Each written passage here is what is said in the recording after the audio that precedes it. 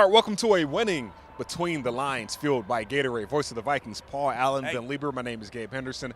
Greg Joseph walked off today, 29-yard field goal in border battle number 122. It's the Vikings' 500th win in franchise history. PA, your thoughts?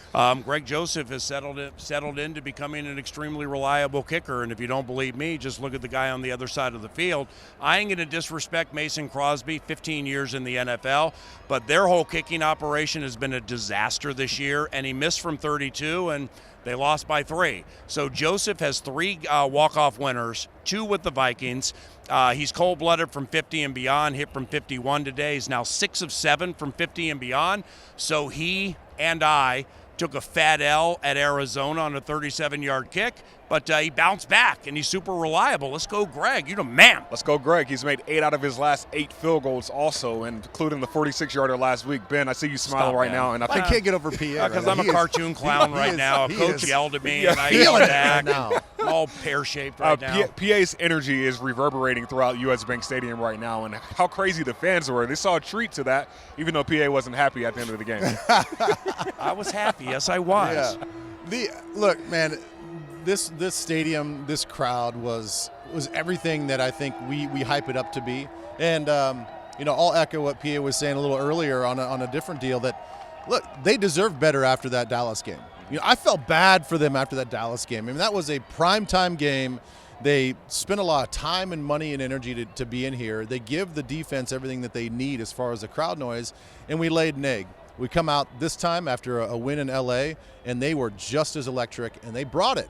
And I think that was a huge difference in this game, just like keeping that momentum when we had the momentum and making everything really uncomfortable for their offense. Yeah. Speaking of that momentum, PA, what were some things that stood out to you as far as, like, if you had to pick a moment in today's game that you were just like, okay, this is what's getting the crowd up, and this is why fans deserve a win in today's game? It'd be good times, bad times. Okay. The good times first is we tore up their defense with Jefferson, and the whole operation didn't get lost for 2 hours. It was continuous and consistent.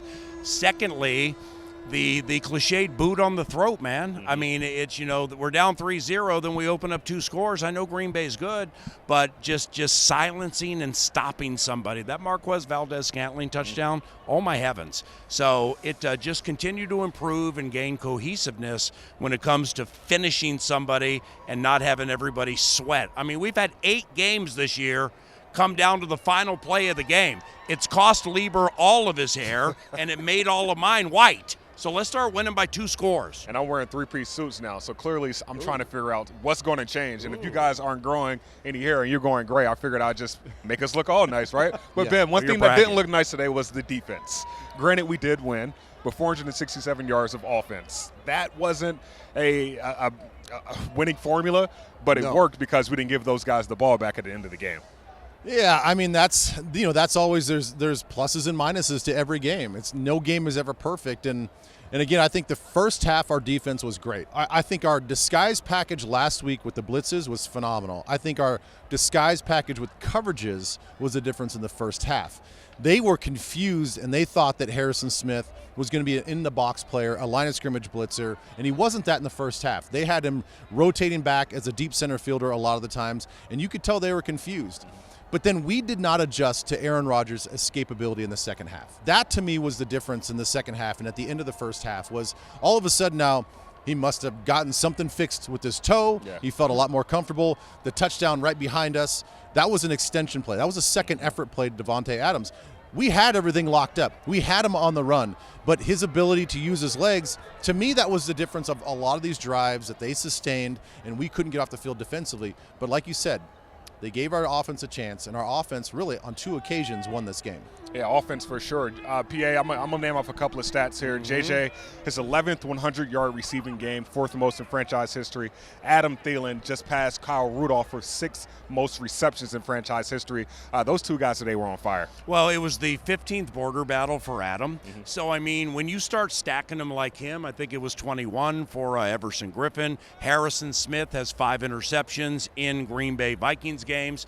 You know, I mean, Ben played in these games. Ben was on the team that in 2009 had Brett Favre at Metrodome. That Monday night game was unbelievable. Then you go to Lambeau, Favre runs out. That was unbelievable, and we won both. So when it comes to Green Bay and the Vikings, Ben knows much more about it than me, but Thielen has seen a lot of it, either as a fan, a collegiate playing for the Mavs, or in the 15 border battles in which he's played, and it's new to Justin because now we have fans. So Justin, I mean, LSU, Alabama, I mean, that's a hell of a rivalry right there, but at the professional level, Vikings-Packers, that's as good as it gets for us.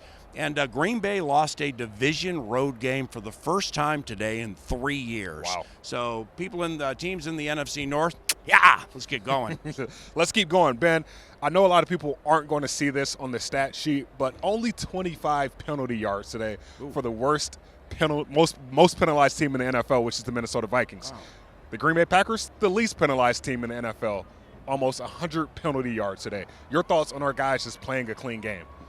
Yeah, they really did play clean, and that's the thing. Like, we've had stretches where we can play clean, and then we have a game where we just we go out of body, and so it's nice that again we played within ourselves. We had the home confines of our fans in our stadium, and I think from an energy standpoint and a focus standpoint that helped. Now, you know, did the fans cause some roughing the passers for them or whatever? No, but it caused some illegal hands to the face. It caused some holding calls for them. You know, and I'll give special mention to Sheldon Richardson. He had a fantastic game, the best game of his Viking 2021 season so far. From the defensive end spot. From the defensive end spot, which was a great little wrinkle that we saw by Coach Zimmer. So, yeah, man, that's the thing it takes. It takes time of possession. It's the little things, time of possession, the discipline things. Don't shoot yourself in the foot. We keep saying those cliched things, but this is actually what it looks like when you do it. Well, we are 5-5, PA, and now we face a San Francisco 49ers team that is starting to get a little bit of momentum also. Your thoughts going forward? Put a body on Juszczyk. I mean, you come there thinking about Deebo Samuel and this running game and McGlinchey and everything they do, and there's the Swift's Army knife, Kyle Juszczyk, just abusing somebody. So I ain't tripping on that game yet. Beating Green Bay in the border battle with fans here. I mean, we just got to think back to Game 1, 2020, where all three of us were here, but no fans were here. It was one of the worst games in my 20 years of calling Vikings football because, I mean, Aaron just knew every single thing that was happening because he could hear everything. The script flipped a little bit today, and we got the money, so let's go out there, beat those Niners, win 3 in a row. Yeah, win 3 in a row. I think that's the only goal in mind. And how do we do that going forward, Ben? Len Bieber. Well, offensively, I think that we found our rhythm. You know, we know that we need to target Justin Jefferson. The passing game and some of the window dressing is going to involve Justin Jefferson. We need to keep doing that. Defenses are going to try to game plan for him, but I love what Clint did with using some orbit motion, you know, making him the decoy, window dress with him to do something else. We need to continue to do that. Keep feeding Dalvin in a different variety of ways. We saw, you know, the missed tackles that he had here at the end of the last drive where he just throw the ball out to him in the open field. He's going to make guys miss. The things that we have to clean up, though, tackling. I mean, we talk about Deebo Samuel, Kyle Juszczyk. They are a run-after-catch operation in San Francisco. We did not do that well today, especially in the second half. We got tired. We got worn down. We did not tackle well. And we knew that going into this game that this is a quick passing game. Yeah. They don't want to hold on the ball very long. And so we have to clean those things up. And, again, just keep doing the same things with the penalties, and we should be all right. We should be all right, PA. That's Devontae Adams right there. Devontae Adams just walking by, 115 yards man. Vikings fans ain't going to like this. Low-key, I'm a massive Devontae Adams fan, simply not because of what he does against us, 7 touchdowns the last 2 years. It's just the longer you do it, I think Ben will appreciate this, when people run the routes that he runs and you're just as lethal as he is, I mean, that man is cold-blooded. Yeah. But he didn't get the money today, but Devontae Adams, I got a lot of respect for you. Yeah, 7 receptions, 115 yards. But you know what, PA? We still won the game, and that's all that matters. That we're 5-5 going to San Francisco, and we got to get a win there. Yeah, choke on that gizzard this Thanksgiving. For PA Ben Leber, I'm Gabe Henderson. This is Between the Lines, fueled by Gatorade.